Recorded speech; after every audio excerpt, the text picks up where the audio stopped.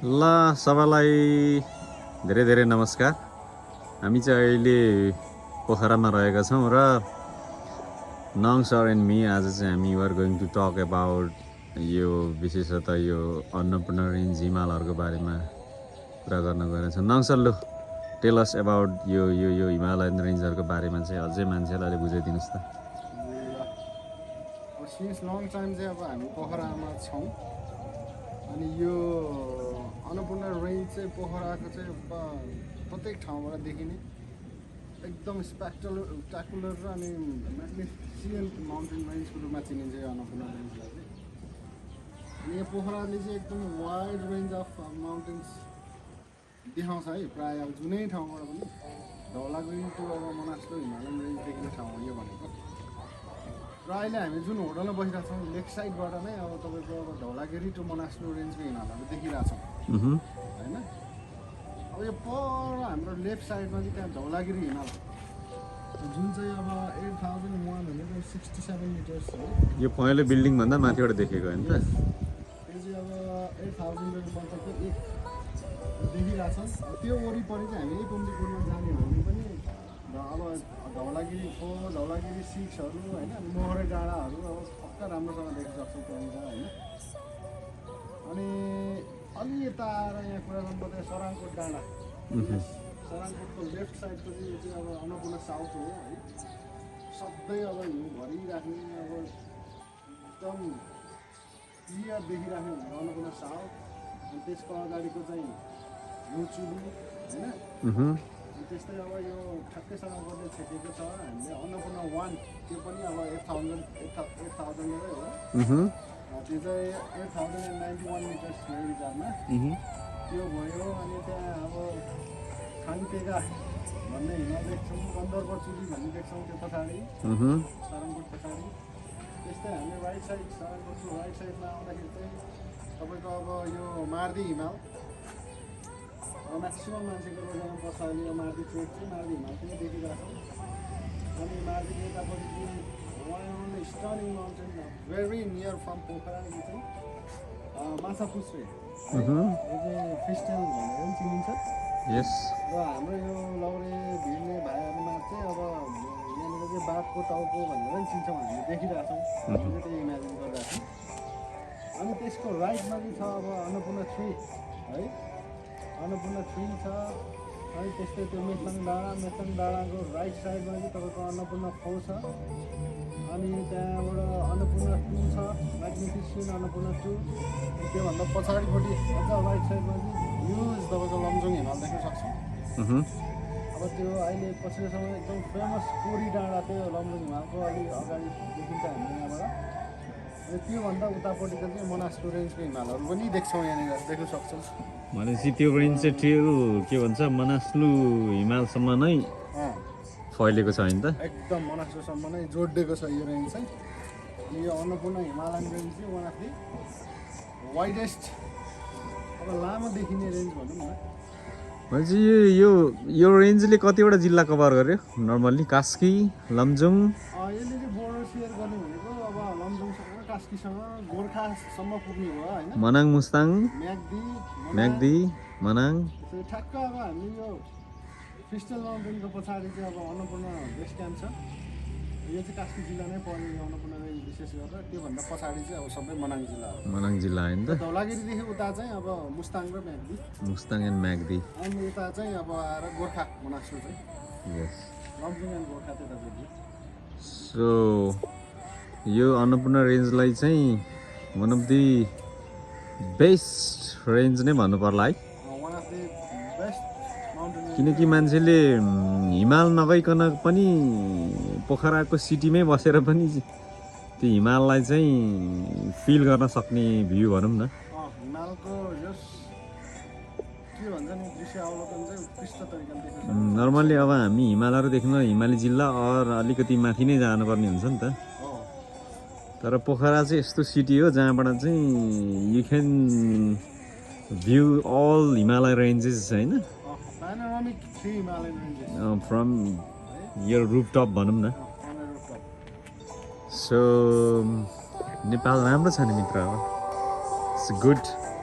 अनि यता साइडमा अब फेवाताल भयो होइन फेवाताल पुम्दीकोट आजकल एकदम फेमस भइरहेछ यो शिवको स्ट्याचुले गर्दा होइन मूर्ति पिसिस्तुपा भइहाल्यो एन्ड पछिल्लो क्रममा चाहिँ पोखराको वरिपरिको यो हिल साइड पहाडहरूमा पनि टुरिज्म चाहिँ एकदम 85 डाँडा क्लियर देखिरहेको यस 85 डाँडादेखि डेभलप भइरहेछ छ।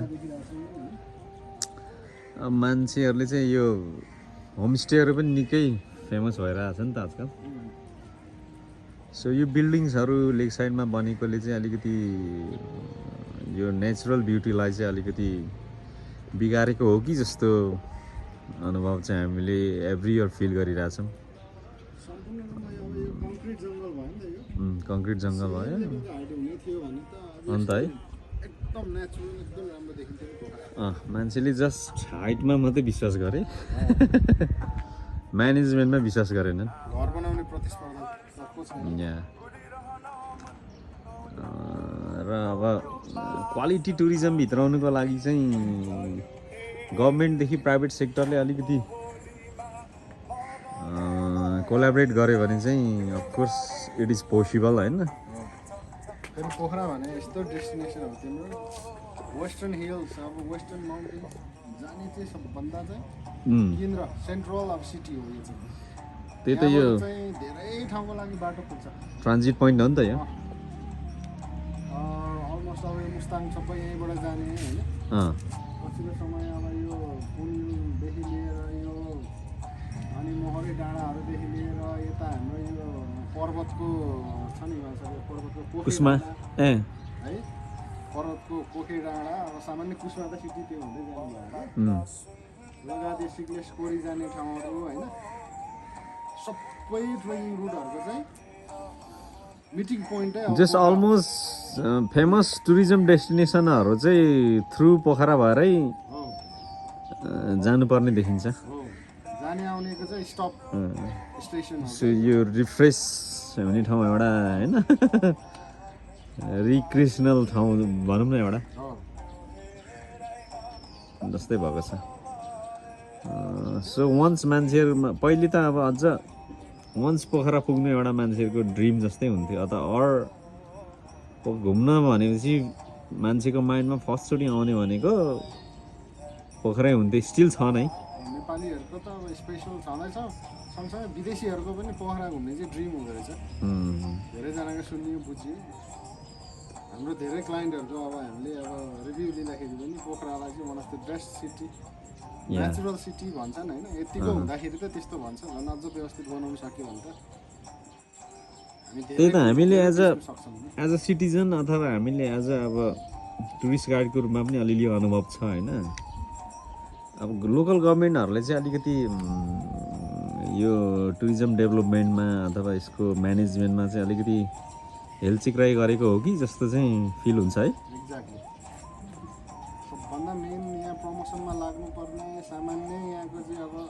हाइजिन होइन क्लिननेस व्यवस्थापनको जिम्मेवारी नै अब लोकल गभर्मेन्टले लिनुपर्ने हो एकदम ल्याकिङ देखिन्छ अब प्लास्टिक धेरै छ जहाँसुकै अब फोहोर व्यवस्थापन छैन यत्रो सिटीमा तपाईँको पब्लिक टोयलेट छैन राम्रो होइन यस यत्रो धेरै टुरिस्टहरू हिँडेर हुन्छ अब सेफ ड्रिङ्किङ वाटर ठाउँ ठाउँमा छैन है या सबैले त्यो मनी पैसा हुनेले मात्र इन्जोय गरोस् भन्ने चाहना हो कि के हो अथवा होटेलवालाले नदिएको हो कि के हो अब त्यो टुरिस्टहरू जुन आइरहेको टुरिस्टहरूलाई पनि त कसरी चाहिँ तिनीहरूको म्यानेज गर्ने भन्ने कुरा एउटा मेकानिजम पनि त छैन छैन नि मान्छे आएको छ आफ्नै पाराले घुमेको छ होइन हो एन्ड आफ्नै तरिकाले चाहिँ बसेको छ एक्ज्याक्टली अनि बाटो बनाउनु भनेको चाहिँ कालो पत्रे मात्रै गर्नु भन्ने खालको चाहिँ सोचै त्यही हो हामीले सोच जस्तो देखियो क्या सो लोकल कल्चर लोकल चाहिँ जुन अब एउटा हेरिटेजहरूलाई चाहिँ अलिकति प्रमोट एन्ड प्रिजर्भेसन गर्यो भने त धेरै कुरा चाहिँ अब धेरै कुरा पोखराले बेच्न सक्छ that's what we see from our perspective होइन अनि होपफुल्ली हाम्रो नेपालमा एउटा नयाँ चेन्ज आउन खोजिरहेछ people are looking for new changes होइन एउटा good governance and corruptionless government भएर चाहिँ के होइन यहाँ एउटा आफ्नो यो भएको चिजलाई चाहिँ सेल गरेर टुरिज्मको थ्रुबाट सेल गर्न सक्यो भने मात्रै पनि सबै नेपालीहरू धनी हुने सम्भावना चाहिँ स्टिल छ होइन, हुने नै छ होइन, हुने नै छ विच इज हाम्रो हिमाल भनेको लङ लास्टिङ हो, कहिल्यै मर्दैन। हिमाल त्यही नै हुन्छ होइन, हिमाल त्यही हुन्छ, पहाड त्यही हुन्छ, बेच्ने कुरा त संसारमा यही नै हो होइन। त्यसको सुन्दरतालाई बेच्नु पर्यो। हाम्रो अस्तित्व सकिन्छ, हिमालको त सकिँदैन। त्यस्तो कुरामा लङ टर्म अब मिसन भिजन ल्याउनु पर्यो। नट अन्ली हिमाल नि होइन, त्यो हिमाल जाँदै गर्दाखेरि त्यो इन बिट्विन त्यो उमा कति धेरै चिजहरू चाहिँ हामीले जोड्न सकिन्छ नि। धेरै कुरा नि, कल्चरको कुरा हुन्छ यहाँनिर, तपाईँको सोसियल पर्सपेक्टिभ, अब धेरै खालको कम्युनिटीहरूसँग चाहिँ हाम्रो लिङ्क टाइ अप भएको छ धेरै ठाउँहरू। या धेरै खालको चाहिँ एक्सप्लोर गर्ने कुरा धेरै छ क्या, फ्लोरा एन्ड फोना अर्कै छ यहाँको होइन। या यो त अब जस्ट हामी we are just talking about Pokhara होइन, विच इज चाहिँ जुन चाहिँ के छ हाइली फेसिलिटी भएको चाहिँ के हो, सिटी हो होइन। पोखरा जस्तै कति नेचुरल्ली के भन्छ त ब्युटी भएको अथवा नेचुरली रिच ठाउँहरू त नेपालमा त धेरै ठाउँहरू छन्, कति छ नि यहाँ। यो अझ हाम्रो हामी एउटा टुरिज्म इन्थुजियास्ट अथवा नेपाललाई माया गर्ने एउटा सिटिजनको हिसाबले चाहिँ we are just informally talking about होइन अल दोज थिङ्स। तर साँच्चै अब प्रपरली लागेका मान्छेहरूले अथवा नेपाललाई माया गर्ने के भन्छ इन्टरनेसनल मान्छेहरूले टुरिस्टहरूले त अब कति धेरै चिजहरू देख्छन् होला नि होइन। यहाँको जुन रिसोर्सेस, फ्लोरा एन्ड फाउना, अनि यहाँको कल्चर, पिपल, के चाहिँ सबभन्दा मेजर थिङ चाहिँ के ल्याक भएको जस्तो लाग्छ हौ नङ सर? अब मेरो विचारमा चाहिँ सिस्टम हो है, सबै यो जुन अब भिजन मिसन अब सस्टेनेबल डेभलपमेन्ट भन्छ नि हामीले, त्यो सस्टेन हुने खालको प्रोग्रामहरू नआइकन त्यो सम्भावना छैन कि। अब मेन अब हामीले देखिरहेछौँ धेरैभन्दा धेरै युवाहरू चाहिँ अब पलायन भइरहेछ। एक लेभलको अब ओल्ड वान्स बाबुआमा मात्र भएको घरहरू छ, उनीहरूले अब जुन रूपमा प्रिजर्भ गरिरहनु भएको छ संस्कृति, अब त्यही लेभलको उसको छोराछोरी अथवा नेक्स्ट जेनेरेसनले दिनु नसक्ने स्थिति भइसकेको छ नेपालमा। यो खालको चाहिँ ग्याप आइसकेको छ क्या। त्यही भएर यो कन्टिन्युटीको लागि चाहिँ अब सिस्टमले नै हाम्रो गभर्मेन्टले नै तिमीले चाहिँ अब नेपालमै बस्ने, नेपालमै रोजगारीको अवसरहरू सिर्जना गर्ने भयो भने त अब हामी गरिब त पक्कै पनि छैनौँ, यहीँ बसेर खानु लाउनु बाहेक पनि पैसा कमाउन सक्ने स्थिति छ। त्यही त हामी अब एज हामी यो कुराहरू गरिरहँदा हामी पनि एउटा वैदेशिक रोजगारसँगै सम्बन्धित अब पेसै त गरिरहेछौँ होइन।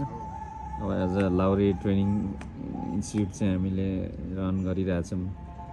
दो अलिकति मोर हाम्रो लेगेसी एन्ड हिस्ट्रीसँग जोडेको होला।